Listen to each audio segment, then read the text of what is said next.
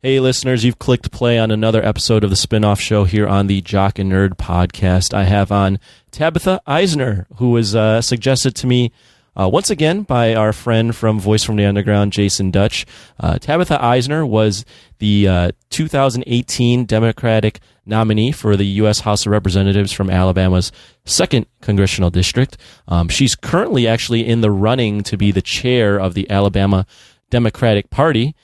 And you may be like, I didn't even know Alabama had Democrats. What's going on? Well, we get into that. We jump into politics, religion. Tabitha was very pleasant to speak with. She definitely is my favorite Tabitha Isner that I've ever met. And you'll get that joke when you listen to the episode. But really good discussion about religion and politics and just family. So I really enjoyed having her on. I think you guys will really enjoy listening to Tabitha. She's very well spoken. Now you're going to listen, and thanks for clicking play. This is the Jock Spinoff Show.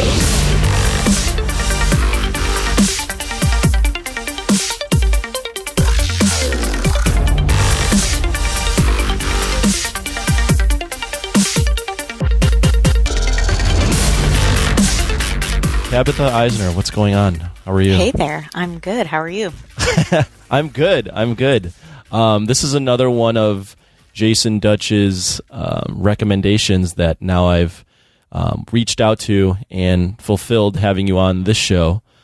So I wanted to first start off by saying, how did you get on Voice from the Underground? And tell me the beginnings of that. Well, I know that we were following each other on Twitter, and then I think maybe got into a couple good conversations via Twitter.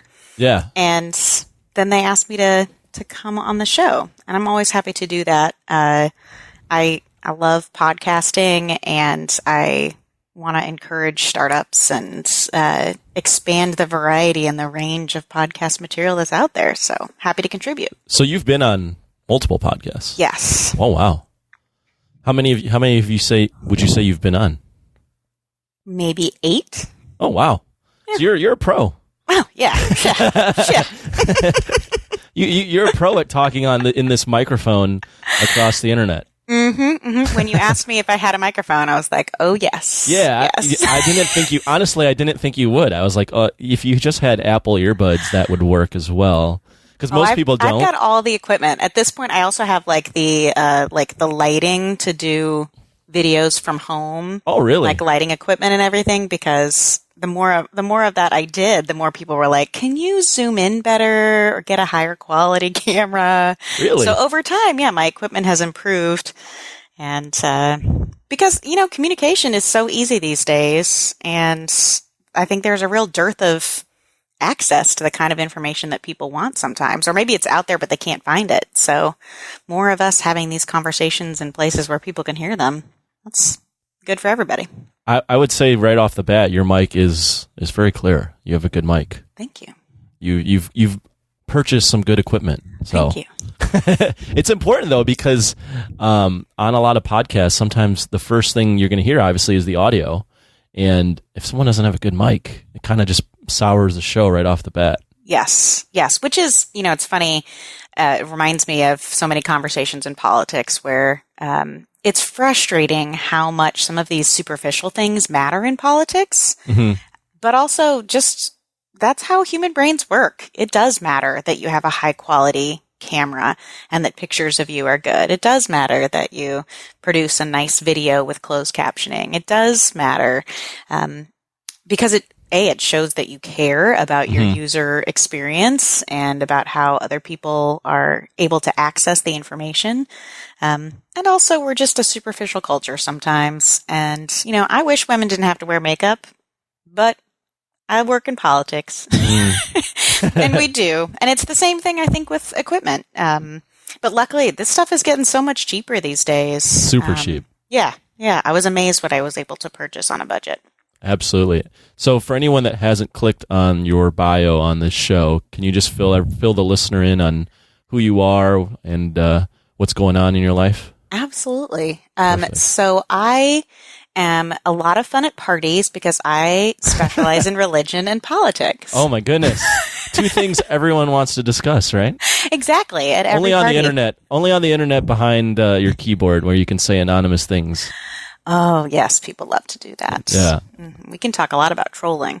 Yeah. So I have a master's in public policy to talk about politics, and I have a master of divinity to talk about religion. So I'm an ordained minister in the Christian Church Disciples of Christ. I am legit religious. Legit religious. And also like very progressive. And I think that throws people off sometimes. Yeah, that's an interesting dichotomy for sure. Yeah. But that is, and to me, the two have always been so closely intertwined. And they're, kind of one with the same breath. I am both progressive politically and deeply religious. And those to me seem like, peanut butter and jelly, they go together so well. So it's funny to see that it's unusual in the broader context when it feels so very natural to me. Mm-hmm. And are you still active in politics right now? Yes, I am. So I ran for Congress in 2018 in Alabama's 2nd Congressional District. Mm-hmm. Yeah, so that is the southeast region of Alabama. It's a 10,000 square mile district, so it's very rural. The biggest town is Montgomery, Alabama, which is not that big of a place. It is the capital. My district included part of the capital city, but mostly, just mile after mile of farmland. And was this for Alabama Congress or U.S. Congress? Just U.S. to clarify. Congress. Got it. Okay. Mm-hmm. Yep. And did not win. Shocking. In the Deep South. Shocking. Did not win as a Democrat, but I was the Democratic nominee. I won the primary and ran a good race and learned a ton and really feel like it did good for the community just to have a candidate. And so now I am working to strengthen the Alabama Democratic Party, which is currently in crisis. And why in crisis? Why do you say that? So we like every state, right? Like we've got a chair and a vice chair that run the party, and there is a committee, often like a group of several hundred Democrats from across the state who elect the chair and vice chair and all the other positions. And our last election was in August of 2018, and it was a mess. It was a hot mess. And so lots of folks complained afterwards, filed formal grievances, and the DNC reviewed the results of that election and said, sure enough, that was a hot mess. So y'all need to redo your election, and in fact, you also need to rewrite your bylaws to be in compliance with national standards. So that was in February. We were told, you better rewrite your bylaws and have a new election ASAP. And multiple deadlines have passed for getting that done, but our current leadership has been unable to get it done or unwilling to get it done. It's not clear which one. But we, in August, the DNC revoked the credentials of our chair and vice chair, meaning that the national party no longer recognizes our chair and vice chair as the leaders of our state. That does seem like kind of a mess. Yes, and they didn't step down as a result. Oh, no. They are arguing, no, they are still the leaders of this party. So now we have an argument between those leaders and the national party, and then the grassroots folks also have opinions about who should be leading this party and how it should go. But just in general, the Alabama Democratic Party has not been highly functional lately. We have not been doing a great job of getting candidates elected. I'm sure you have heard Alabama in the news for all sorts of things. Our governor just recently confessed that she did a blackface skit in college when she was vice president of the student body, I believe. And that's rough. Yeah. And the Democratic Party in Alabama said, what'd they say? That's it. That was the whole thing. That was it? That was it. That's what they said. They did not answer the phone. They did not put out a statement. They said nothing. When our legislature passed the strictest anti-abortion law in the U.S., our Democratic Party said I'm not hearing anything. No, nothing. Just to for people that aren't aware, I'm sure most people are aware. But what was the law that Alabama passed up in regards to? So it made abortion illegal, even in cases of rape and incest. Yeah. The only instance in which it could be allowed is if the life of the mother is at risk. So. Where do you fall brutal. on that? Okay. Yeah, I mean, like most people, I think it's a difficult issue. Sure. I am not pro-abortion any more than I am pro-appendectomies. Unnecessary surgery, surgery is never good. But if you're having appendicitis, you should have your appendix out. And there are certainly instances when an abortion is the appropriate procedure to manage a situation. But I think it should be left to a woman to decide. I don't know. I don't dare say what the right thing to do is in every situation. And so I think it's an appropriate thing to leave to a woman and her doctor, while recognizing that, of course, it's not. Well, I think it's obvious that that's not desirable. No one wants to accidentally get pregnant and then have to go through a scary procedure or even a simple procedure. Every procedure has risks. Yeah, that's it. And that law it was passed and it's in effect right now? No. Okay. It's supposed to go into effect October 1st, I believe. Okay. But of course, not too far from now. Right. But of course, there are efforts underway to block that, delay it. And they're expecting that it'll go up to the Supreme Court. In fact, our Republican legislature has been pretty honest about the fact that they passed this law in hopes of challenging Roe v. Wade at the Supreme Court. You had mentioned the Democratic Party kind of being in a little bit of a mess down in Alabama. Where are you kind of in all of this? Are you trying to become a leader within the Democratic Party? Okay. I am running to be the next chair of the Alabama Democratic Party. Yes. So how does that work for someone that like me who doesn't know anything about running for politics or anything like that? Yes. So it's different than running for a public office. Right. It's a party office, so in our state, there's no qualifying process. There's no form you turn in to say, I'm officially running. You just say so. And on the day of the election, we will take nominations from the floor. So right now, we know of 3 people who are running for the chair. But on the day of the election, whenever that's scheduled, other people could decide that day to run or to nominate someone else. How is that going to work, though, if the people that are currently in power aren't willing to acknowledge that they're not supposed to be there or not in power according to the National Party? Great question. Yes. So that is, I think, why we have not had an election yet. Right. It's because those people are saying no need to have an election. And so the National Party just, keep like when you're trying to get someone to do something right, but you don't want to punish them brutally. They have kind of little by little provided more serious consequences. So at first they said, you just need to fix it.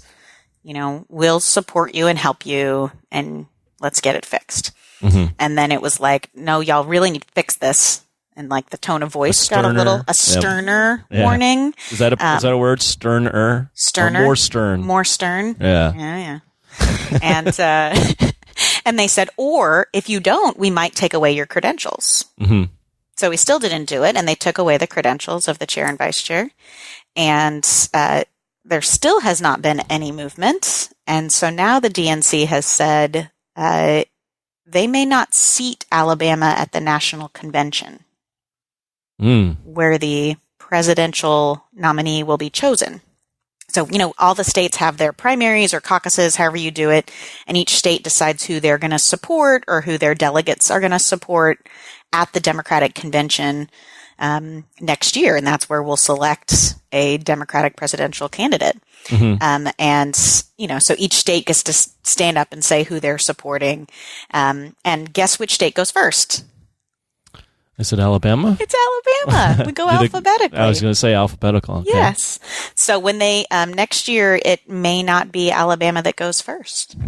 Would it be possible, though, to get to that point where you won't have representation? Like, could it get that far? Yeah. Really? It can. Wow, that'd be kind of a... extreme. Yeah, that would be really extreme. That'd be the worst situation, right? Yes. I mean, I think it would be international news if one of the 50 states didn't get to weigh in on who the presidential candidate is going to be. But that's how seriously messed up things are in Alabama right now. Why, in your opinion, did it get to that point? Power. Power. Power. It's as simple and as complicated as power. Yes. I mean, okay, let's take a couple steps back then. Why politics? This seems just so... I mean, I'm sure everyone gets into politics. Well, I don't know. I can't speak for this, but I'm sure a lot of people get into politics for the right reasons. But there's always this kind of icky vibe when I think of politics, and I'm sure a lot of people feel the same way. Like there's always like roadblocks and things you have to do and that aren't like the best, and situations like this that aren't the cleanest. Like why get into politics? Yeah. So for me, again, it goes back to that reality that I'm deeply religious and that my religious beliefs make me passionate about politics.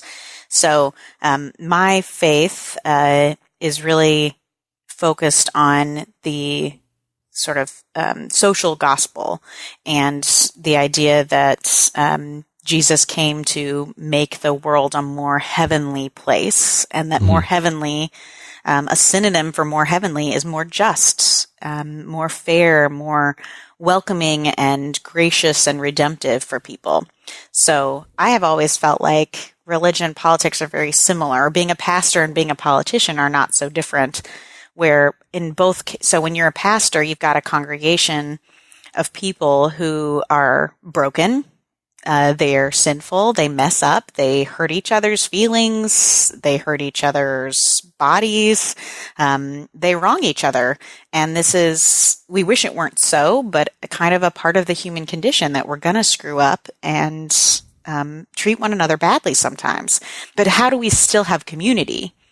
And we need to have a community that is both just, so there's consequences for those kinds of bad actions, but also graceful, where we can still remain a community. So we have to be able to reconcile after something bad has happened between us. So that's the task of a pastor, is to keep a community together despite the reality of sin. Mm-hmm. And I think the job of a political leader is to keep the country together despite the reality of sin. We're going to disagree about stuff. We're going to hurt each other. People are going to commit crimes. People are going to be greedy. Corporations are going to try and get rich off the backs of workers. This is just how things are. And yet, how do you keep a country together and feeling like a united body in light of those inevitable facts? Mm-hmm. So it's really the same project. Religion, politics, all the same thing. I just feel like politics is just so much more icky. You've never been a pastor. That's true. I've never been either. That has to be an interesting thing too, though. Like being I remember talking to someone that was deeply involved in his community and being in with children and all, and in the church as well. And he told me that he had to get out. I had him on the show. His name was Sean Chandler. He's like, I had to get out because I was learning things about my community and not able to leave it at the church or whatever. So I would learn that this guy who I've known forever is cheating on his wife, yet they're both here together at church and she has no idea. Or I'd learn that this guy over here is maybe hitting his children, and he's at church with his children. His wife has no idea, or something like that. Like, is that stuff that you've come across as well, being a pastor? Pastor is the right term, right? Yeah. So, and I should be clear. So I have not ever been a full-time congregational pastor. Mm-hmm. I have done it on the side. My husband is a full-time congregational pastor. Okay. And we decided early in our marriage that one church, one congregation per family is enough. One community with its problems is Sure. enough. And we want Right. to go to church together, which means that I don't do congregational ministry. So I don't have to deal with as much of that. But yes, every pastor knows stuff about their congregation and has to decide when is it appropriate to share that information, when is it appropriate to insist on behavior stopping. Is there ever a time when you kick someone out of the church? What kind of message does that send if you kick people out of the church? And I think those are questions that different churches handle in different ways. But I'm certainly part of a church that tries not to kick people out while also having accountability for unjust behavior. It's a tightrope walk. Yeah, I was going to say, and politics is similar. Yeah. I was going to say, just throwing myself in those shoes, if I was a pastor and I knew something where I was like, I had to kick that person out, I would be really concerned not only with, having to do the deed, but then also the ramifications of, okay, like, am I the judge and jury? Like, how, right.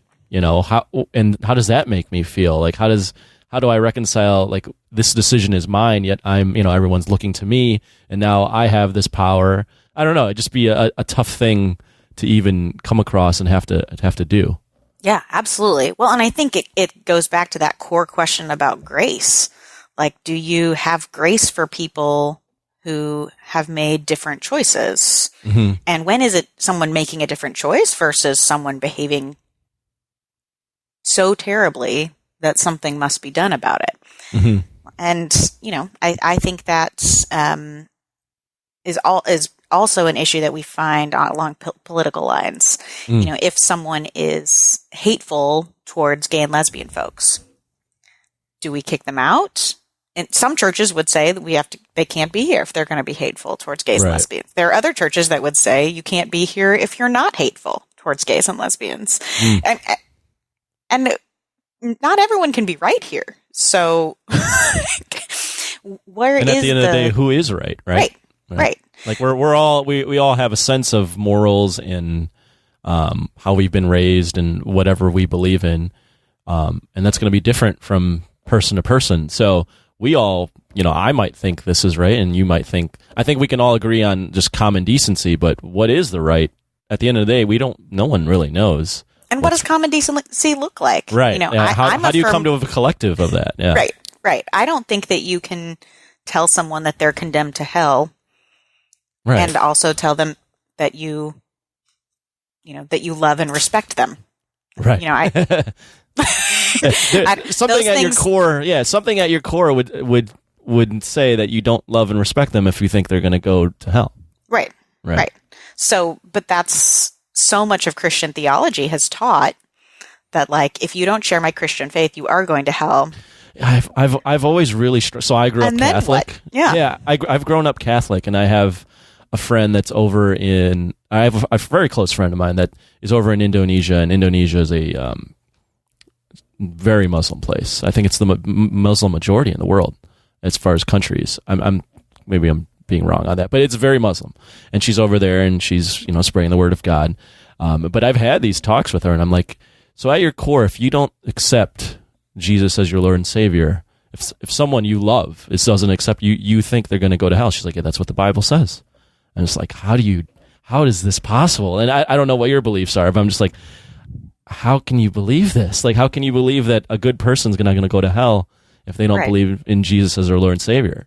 And some kid who's born in Indonesia to Muslim parents, right, and they have no is choice. never told, right, never made a decision about which religion they're going to choose any more than the rest of us made a decision. Mm-hmm. We live in a much more diverse society, so we at least find out a little bit about other religions by the time we're adults. But are you really going to say that kid who dies of malaria at age 3 is going to hell because they didn't figure out Christianity by age 3?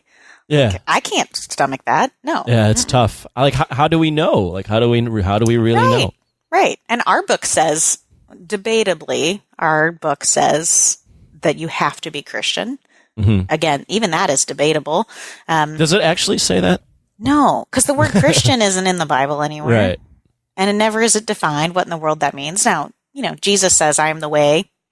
No one gets to according to the Gospel of John, which wasn't written by a guy named John, we don't think, Jesus said, no one gets to the Father except through me. Right. Well, what does that exactly mean? Does it mean you have to get baptized? Does sprinkling count? Does it have to be full immersion? What if you didn't really choose it? What if somebody dunked you when you weren't paying attention? I mean, what does it really mean? I find it, I'm sorry to interrupt. Go ahead. I find it very kind of almost refreshing that you admit you're deeply religious, yet you still are kind of questioning what's written in the Bible and the interpretations and what it all means. Oh, yeah. Well, I grew up in a tradition that says, a mature faith can question and can deal with questions, can deal with the historical realities of how the Bible was put together. And it's an immature faith that says the Bible is literally true and I question nothing about it. Mm. I was taught that was an immature way, an immature faith. And so. Who taught you that? My church tradition, which is the Christian Church Disciples of Christ, which is a small denomination. And then, I grew up in a church where that was 30% gay and lesbian. The church that I went to. Yeah. That's I only say that because I grew up Catholic, and even we had a gay kid in our school, but it wasn't obviously to that percentage. Right. I mean, we knew that wasn't, I knew that wasn't totally normal. Mm-hmm. That was in the 90s. Which is even less normal. Right. Right. And we knew that was a special ministry that we were doing. There weren't a lot of churches that were welcoming to gay and lesbian folks. Mm-hmm. And ours was, and we saw that as an important thing that we could do. But I was taught it's not ours to judge. So if people want to worship God, they are welcome. Mm-hmm. And if they have questions, our faith needs to be strong enough to accept those questions, not necessarily answer them, but not be destroyed by them. Mm. And I think a lot of kids go to college and take a class on the Bible and find out that the Bible was not written by Abraham, Moses, and Jesus. No. And that and wasn't written by the disciples either. And that there was a whole historical process by which the Bible was formed, and it destroys their faith. But I was taught your faith has to be strong enough to deal with that reality. I've always, whenever I talk to people that are very strict Bible followers and very to the word of what it says, my rebuttal is always, do you believe that people are perfect, right? And usually people they'll say no, and I'm like, well, the Bible was written by people, so this is an interpretation of what is going on. It's, in my opinion, no way something that is a perfect creation of everything we should be believing, because at the end of the day, it was written by imperfect people, right? So that's kind of the viewpoint I have on the Bible. Yeah, absolutely. And it's when you come to have, I think there's a core value of humility that says, I don't know all the answers. I can't expect to have an understanding of how it is that imperfect humans wrote this book, which is both sacred in the Word of God and also a product of its time. And I, this imperfect human, am supposed to perfectly understand it? No, of course not. So to have that, I think I was always given that sense of, you don't have to understand every last bit of it. What you do have to do is seek God.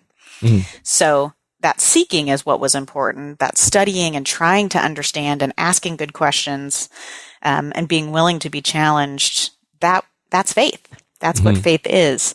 It's not believing without question. And I think that's affected so many parts of my life and has given me grace to deal with other people. When someone else, says something that I disagree with, instead of acting with anger, responding with anger to that or rejection, to instead say, well, am I sure that they're wrong? Am I sure that there isn't some truth in what they're saying? Or what could I learn from their experience? Or how can I at least listen to them and honor that they reached a different conclusion than I did? Because I'm not God. I don't know the answer to this. And yet also engage in conversation and push back on things that I think are unjust. I think that's a good way to kind of view everything. I think you have a very healthy viewpoint on opinions that might be different than yours. I'll tell you, but it's not a very popular way to go about politics.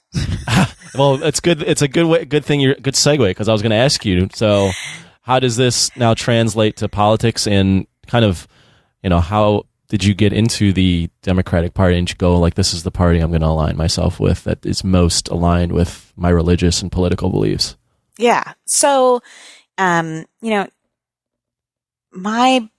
understanding, my read of the biblical text and the Christian tradition is that the core message that we hear repeated most frequently by Jesus and by followers of Jesus is that that Jesus and God have a particular interest in those who are poor and oppressed and set aside in some way, those who are excluded from typical society or accepted society.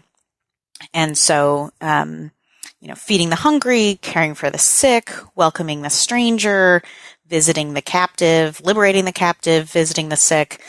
Those are the core messages of what it means to be a follower of Jesus Christ. So, and to me, feeding the hungry means SNAP and WIC. Like, how are you going to feed the hungry in a society except via these kinds of programs? You can try via your soup kitchen, but we need to agree as a society to do this together. And that's what they did in biblical times.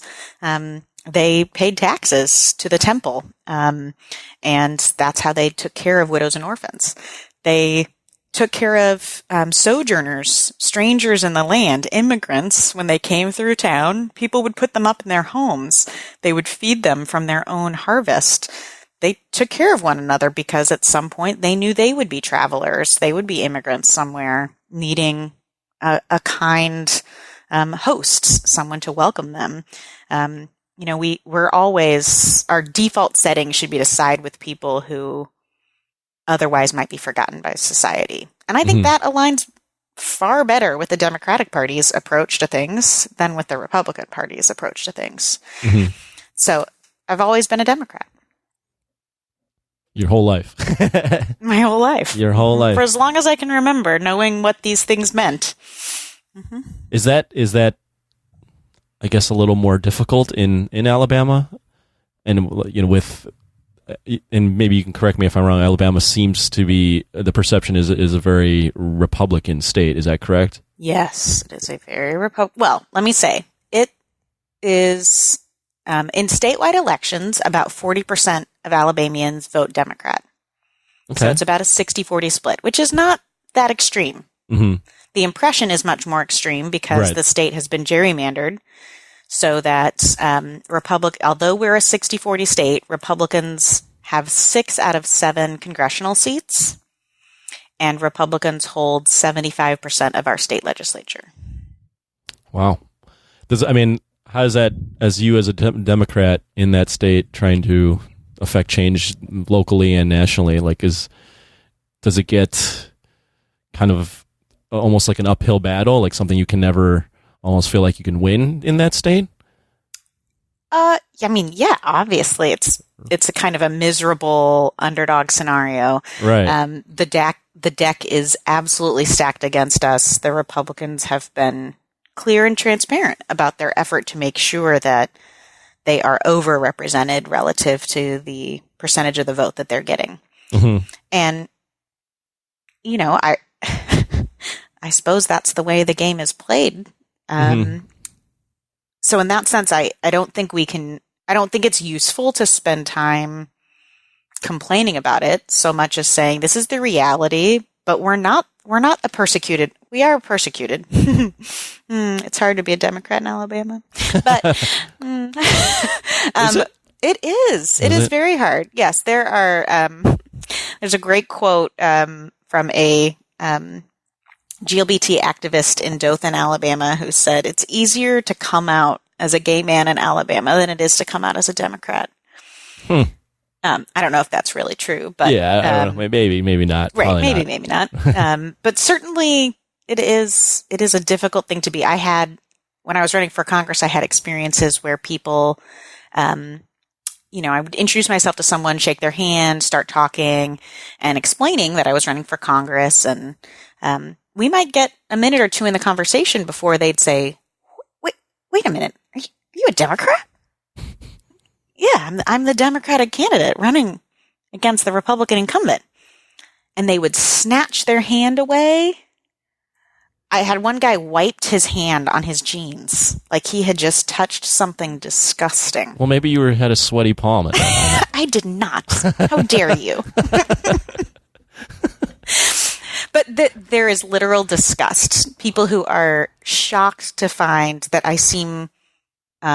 that I'm in their presence, shocked to find that I seem normal. I had so many people say to me, "You actually are a Christian, huh?" What does that even mean? Yeah, I'm like, yeah, I actually am. Like, I didn't know Democrats could be Christian. Wow. I'm like, you know that like 90% of African Americans in this state are Democrats. And African Americans are very overwhelmingly Christian. Sure. You know that, right? But it really comes down to, didn't know that white Christians could be Democrats. And that's a fascinating... So the racial dynamics in Alabama are extreme, and the that assumption that being Christian makes you a Republican is one of the Republican Party's greatest achievements in Alabama. In Alabama, or even just nationwide? Yeah, nationally too. But I had not experienced it like this before coming to Alabama. If I'm putting myself in your shoes, I would just be like, even if I get to, I win, or I get to where you were at, where you were running for the Democratic chair in Congress, or running for the chair in Congress against a Republican in a state that is so, Republican. Like, how do you find the motivation to be like, I'm going to keep going, even though you know that the majority is you're probably going to lose, right? Oh yeah, like the majority. Yeah. It's like so even if you're someone that wants to affect change, it almost feels like you won't ever be able to do that in the ways you want to. I affected change. Okay. Yeah. And how did you do that? Not in terms of policy. I was not able to change policy, right? Which would have been great. But what I was able to do was show the Democrats in Alabama that they don't have to hide in the shadows. Okay. And that, I think, is what really happened in 2018 in Alabama that was exciting. So for the first time, we had more women running for office in Alabama than ever before. Okay, that's good. Yeah. Mm-hmm. More Democrats running than ever. Well, not ever before.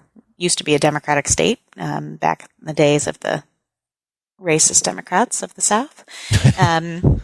But since that change, it was the most Democratic candidates that had been on the ballot, and the most Black female candidates on the ballot, which was super exciting for us as a state. And we really pushed hard on a grassroots level of saying to people, we're done with hiding. People would have guessed, I think, in Alabama that maybe 10% of Alabamians were Democrats. Mm-hmm. Based on how quiet the Democratic Party was and how few people would admit in public to being a Democrat. And so we really started pushing back on that. And the change that we made was saying to people, there's hope. And a big part of what started that, of course, was the election of Doug Jones against Roy Moore back in December of 2017. And fill people in, what was that election, just so that they know? Yes. So there was a special election for a Senate seat, U.S. Senate seat in Alabama. Jeff Sessions was appointed as Attorney General under Trump. And so that vacated a U.S. Senate seat, and we had a special election. Doug Jones won the Democratic nomination, and Roy Moore, the accused child molester, yeah, that guy. So he was the one who, he admits he dated 16-year-olds when he was 32, but it's not a big deal because he got their parents' permission. I'm not even going to touch that.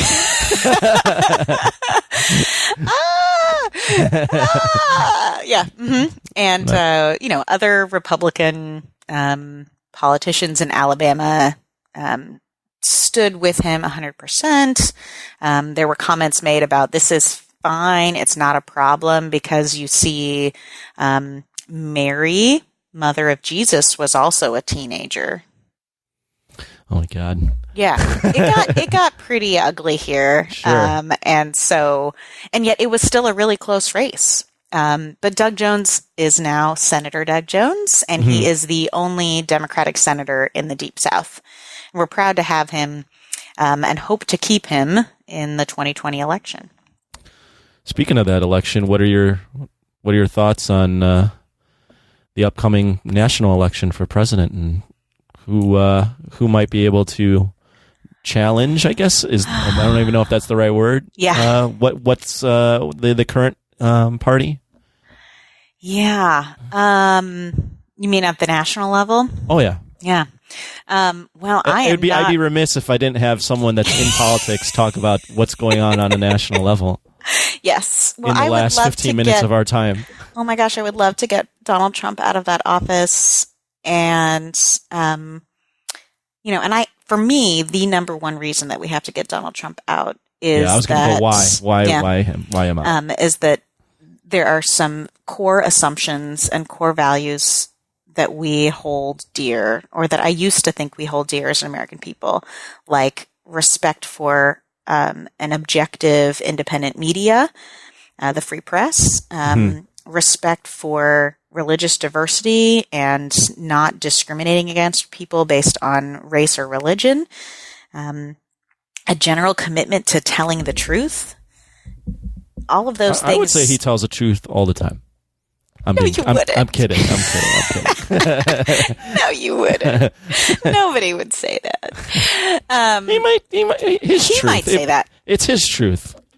Yeah. Let's spin it that way. Yeah. No.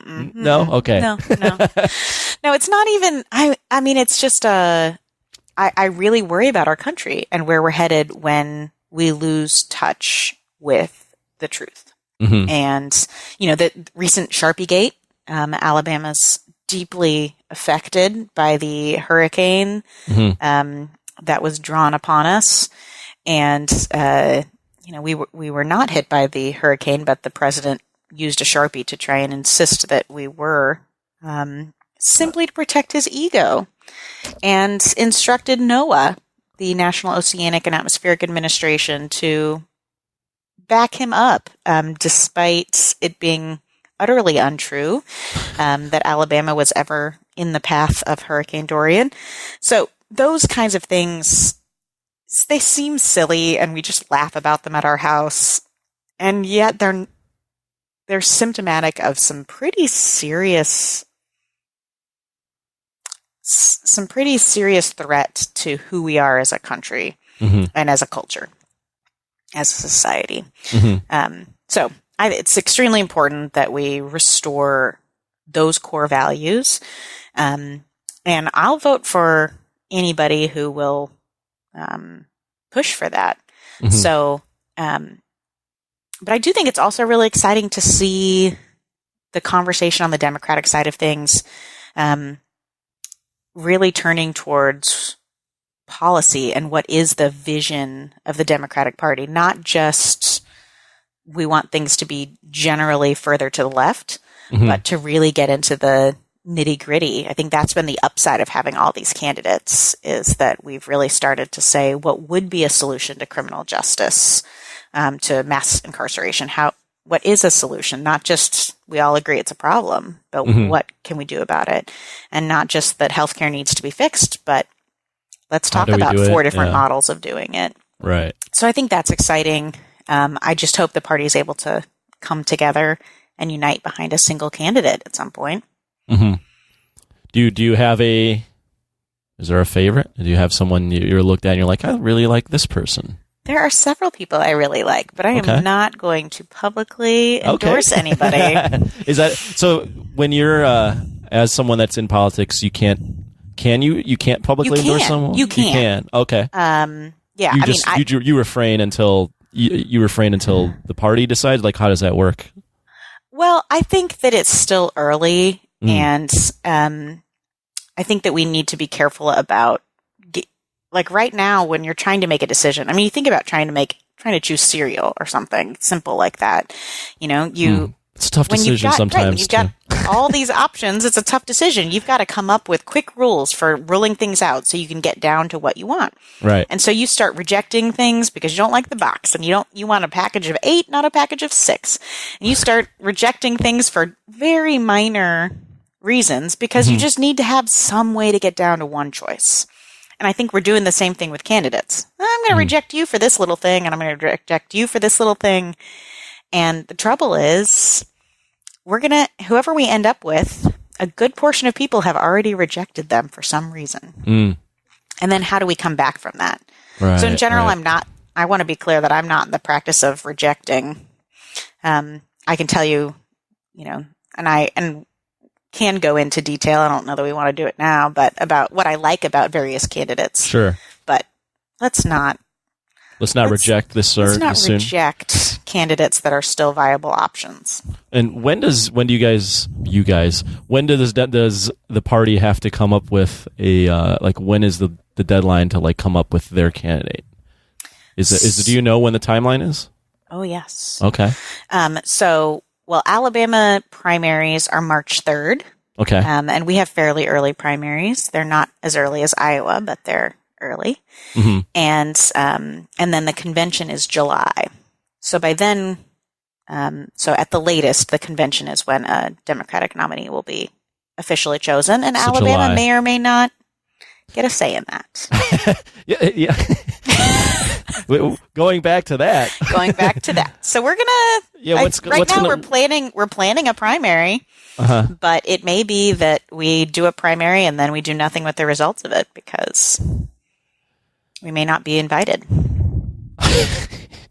Well, okay. Let's say everything goes to plan for you, and you become is the chair of the Democratic Party? Yes. Okay. What happens next? So in order to get there, we'd have to change our bylaws and I'd have to be elected. Right. And then we would be back in good standing with the party and we'd be able to send our delegation, next July. And I would likely be part of that delegation. You seem like a very pleasant person. So let's say it all happens for you. Okay. Let's do. Yeah. Let's just assume it happens for you. Okay. So then what as someone in that position of power, more broadly, what would I do with the Alabama Democratic Party? Yeah, what do you do? What happens? What's the first thing you do? Oh, I raise a ton of money. That's the first thing. Mm-hmm. We need money to do stuff, and right now we have none, and so we do nothing. So that's a pretty simple problem to fix. Sure. Let's raise some money. Yeah. So just for example, in my 13-month campaign for Congress, which is just one slice of Alabama, I raised 32 times as much money as the entire Alabama Democratic Party. It's a lot more money. It's pretty bad. Yeah. So raising money would be the first thing I would do. Hiring staff, so that we have people to be helpful. Offering all sorts of trainings and supports to county parties and to candidates, doing polling to find out what kind of messages work in Alabama, which is a very specific context, and then sharing the results of that polling with our candidates. It's absurd that candidates have to do that polling themselves when so much of it is similar. The polling that I spent $25,000 on polling when I ran for Congress. $25,000. You just got it like that, huh? Oh yeah. We had to, you have to do those things to find out, because we had a couple different ideas for how to sell me to the voters. And, $25,000 is what it takes to find out which message works best. But on particular topics, something like abortion, what's the message that helps people to really understand the Democratic position, and hear it and feel open to considering it? Sure. Let's try 6 different ways of talking about it and do polling and focus groups and find out what people can hear. Because just because it sounds good in your ears doesn't mean that it's going to work for people who have already aligned themselves with the quote other side. Sure. So we can't trust our own judgment. We need to be doing research and finding out what works. We need to be running ads to rehabilitate the reputation of the Democratic Party here in Alabama. And there's no reason every candidate should have to do their own ad campaign. We should have some coordinated efforts, and all of that. And, having a functioning social media campaign. The Alabama Democratic Party has not ever done good social media, but it's not rocket science. No, it seems pretty easy to figure out. Seems pretty easy to figure out. Yeah, I figured it out. Hire a few 20-somethings and you're in business. I was just going to say, every company has a 20-something that's running their social media, and it's pretty witty and funny and gets the job done. Yeah, absolutely. So I don't actually think any of this is rocket science. I think there probably will come a day when the Alabama Democratic Party is ready to hire somebody who is, deeply expert in this stuff. But right now, what we need is somebody who's passionate and willing to raise the money and do the work.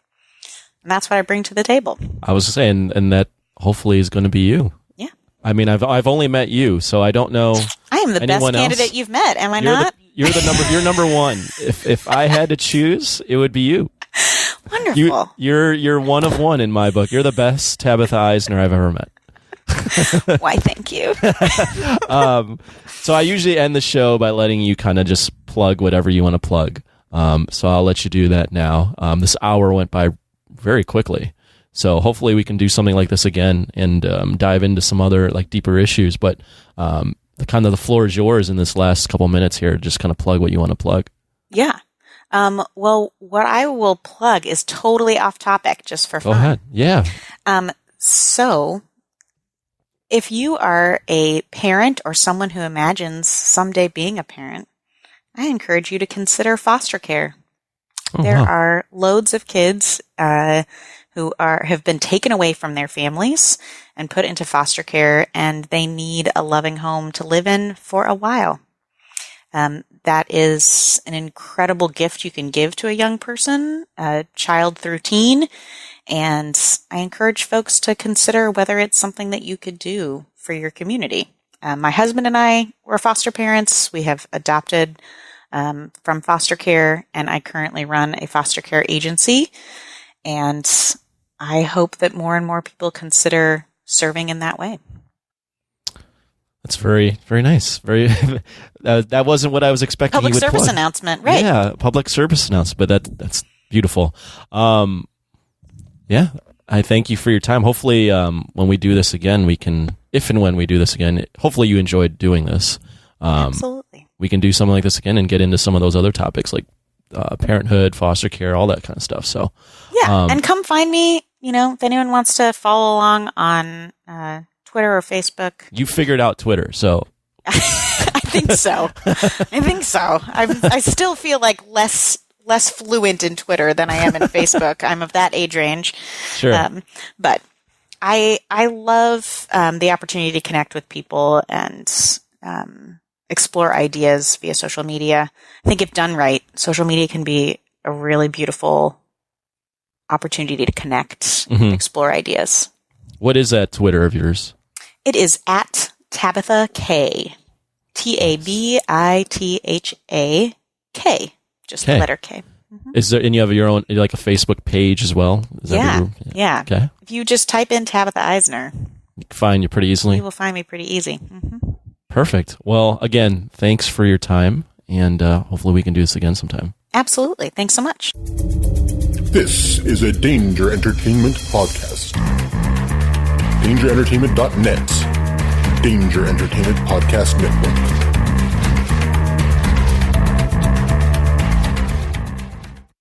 Hey guys, this is Venice, and I've got a message from a friend of mine about my favorite podcast. It's your boy, Flavor Flav in full effect. Check this out, everybody. I want y'all to go check out TJ. What's good, everybody? TJ Johnson here for Voice from the Underground. I am the most handsome. Big Has. And I'm smoking my cigar, of course. You know what I'm saying? The Dutch. You pick me up in an Uber and a PT Cruiser, I'm calling Lyft. Because they be fighting the power, talking about social issues, politics, you know what I'm saying? And we're not even that good. Right, we're terrible. Terrible. Tangents all over the place. And not only that, but they be keeping it fun with the sports, music, comics, and movies too. Am I allowed to talk? I think, no, not right now. Shut up, colonizer! You know what I'm saying? He on Twitter at VFU Podcast. So you can find them. So check 1, 2. This is Flavor Flav. Yeah, boy. Okay, what Flav was trying to say is, check out Voice from the Underground on your favorite podcast network. Voice from the Underground.